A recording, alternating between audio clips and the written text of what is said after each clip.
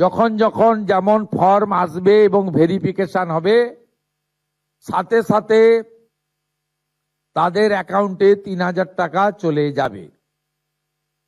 আমি অত্যন্ত খুশির সঙ্গে ঘোষণা করতে চাই, গত ৩ দিন প্রধান সচিব পর্যায়ে আধিকারিকরা জেলা থেকে জেলা শাসকদের, বিডিওদের সাহায্য নিয়ে এবং একটা বড় অংশের জনপ্রতিনিধি তাদেরও প্রত্যক্ষ সহযোগিতা নিয়ে, সর্বোপরি জনগণের অংশগ্রহণে, মা বোন দিদিদের অংশগ্রহণে আমরা ভেরিফিকেশন করা ফর্ম পেয়েছি বা আমরা পোর্টালে নথিভুক্ত করতে পেরেছি 28,25,769 জন।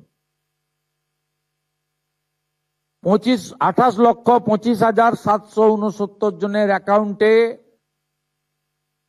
প্রধানমন্ত্রী নরেন্দ্র মোদীজির গ্যারেন্টি স্কিম, ডবল ইঞ্জিন সরকার আপনাদের অ্যাকাউন্টে ট্রান্সফার করলো।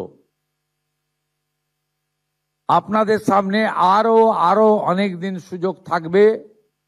প্রতি 7 দিন অন্তর সংশ্লিষ্ট দপ্তরের মন্ত্রী মহোদয় প্রেস কনফারেন্স করে ভেরিফাইড নথিভুক্ত ফর্মের তালিকা এবং প্রাপকের সংখ্যা পশ্চিমবঙ্গের জনগণকে জানিয়ে দেবে।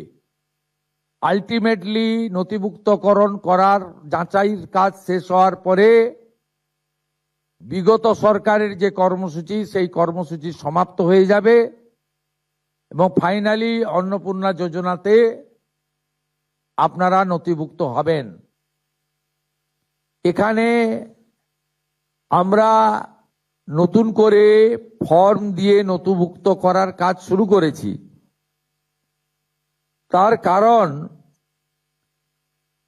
আমরা এসআইআর এর পরবর্তী সময়ে দেখেছি যাদের নাম ভোটার তালিকা থেকে স্থায়ীভাবে বাদ গেছে, এমন লক্ষ লক্ষ ভোটার তালিকায় নাম না থাকা ব্যক্তিগণ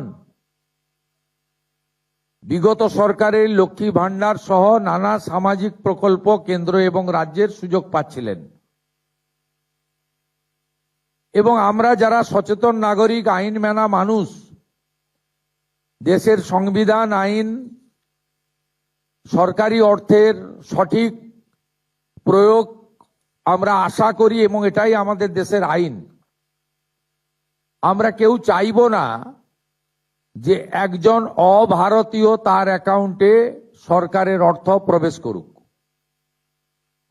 এক্ষেত্রে খুব পরিষ্কারভাবে বলে রাখা দরকার আছে, যাদের বিচারাধীন ছিল এবং পরবর্তীকালে তারা ট্রাইব্যুনালে আবেদন করেছেন, তাদেরকে আমরা স্থায়ীভাবে ভোটার তালিকা থেকে নাম বাদ গেছে এই পর্যায়ে ধরছি না।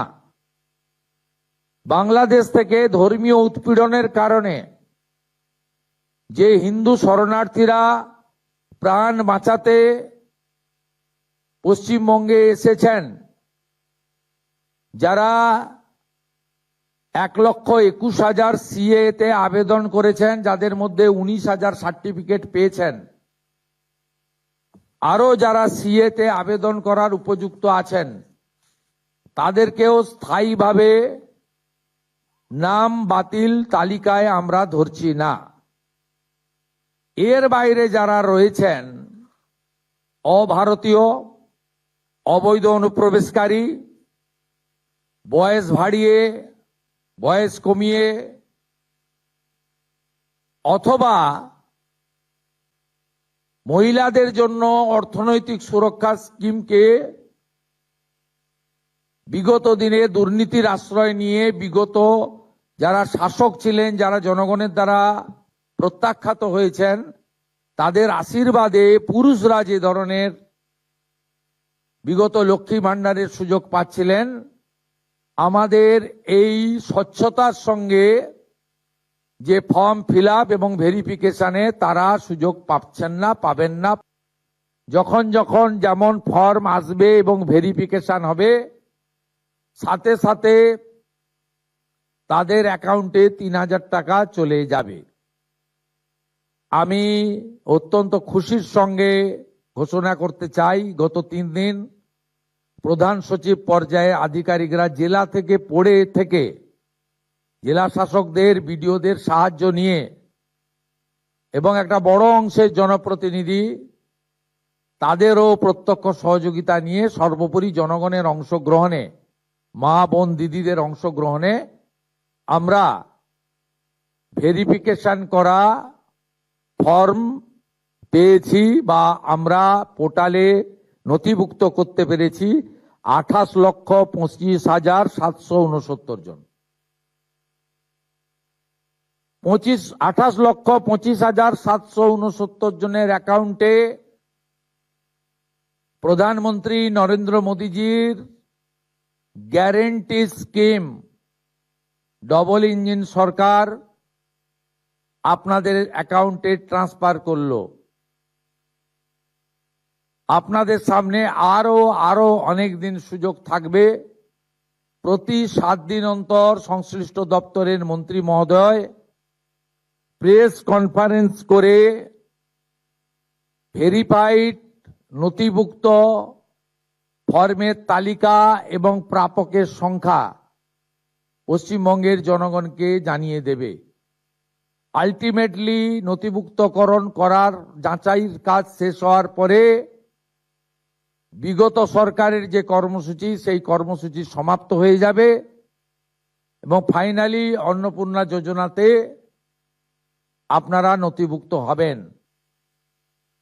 এখানে আমরা নতুন করে ফর্ম দিয়ে নথিভুক্ত করার কাজ শুরু করেছি। তার কারণ আমরা এসআইআর এর পরবর্তী সময়ে দেখেছি যাদের নাম ভোটার তালিকা থেকে স্থায়ীভাবে বাদ গেছে, এমন লক্ষ লক্ষ ভোটার তালিকায় নাম না থাকা ব্যক্তিগণ বিগত সরকারের লক্ষ্মী ভান্ডার সহ নানা সামাজিক প্রকল্প কেন্দ্র এবং রাজ্যের সুযোগ পাচ্ছিলেন। এবং আমরা যারা সচেতন নাগরিক, আইন মানা মানুষ, দেশের সংবিধান, আইন, সরকারি অর্থের সঠিক প্রয়োগ আমরা আশা করি এবং এটাই আমাদের দেশের আইন। আমরা কেউ চাইব না যে একজন অভারতীয় তার অ্যাকাউন্টে সরকারের অর্থ প্রবেশ করুক। এক্ষেত্রে খুব পরিষ্কারভাবে বলে রাখা দরকার আছে, যাদের বিচারাধীন ছিল এবং পরবর্তীকালে তারা ট্রাইব্যুনালে আবেদন করেছেন, তাদেরকে আমরা স্থায়ীভাবে ভোটার তালিকা থেকে